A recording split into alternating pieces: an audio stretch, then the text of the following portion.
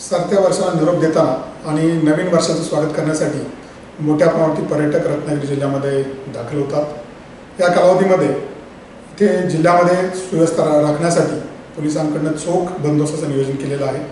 त्याच्यामध्ये सगळ्यात महत्त्वाचं ट्रॅफिकची व्यवस्था, ट्रॅफिकचं नियोजन करण्यासाठी वाहतूक पोलिसांची नेमणूक ठिकठिकाणी असणार आहे। नाकाबंदीसुद्धा ठिकठिकाणी ठेवली जाणार आहे। कुणीही दारू पिऊन वाहन चालू नये म्हणून ब्रीथ ॲनालायझरद्वारे त्यांची तपासणीसुद्धा करण्यात येणार आहे।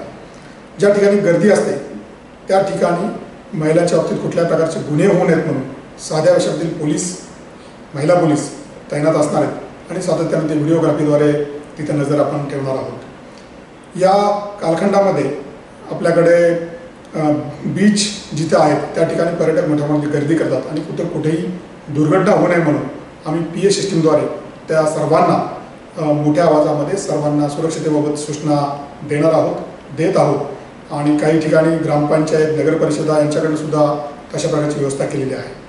मला ह्या निमित्तानं सर्वांना नवीन वर्षासाठी खूप साऱ्या हार्दिक शुभेच्छा द्यायच्या। पुढील वर्ष अत्यंत आनंददायी, आरोग्यदायी आणि सुखकारक जावं अशा प्रकारची शुभेच्छा देऊन मी थांबतो। धन्यवाद। जनशक्तीचा बुलंद आवाज म्हणजेच रत्नागिरी खबरदार।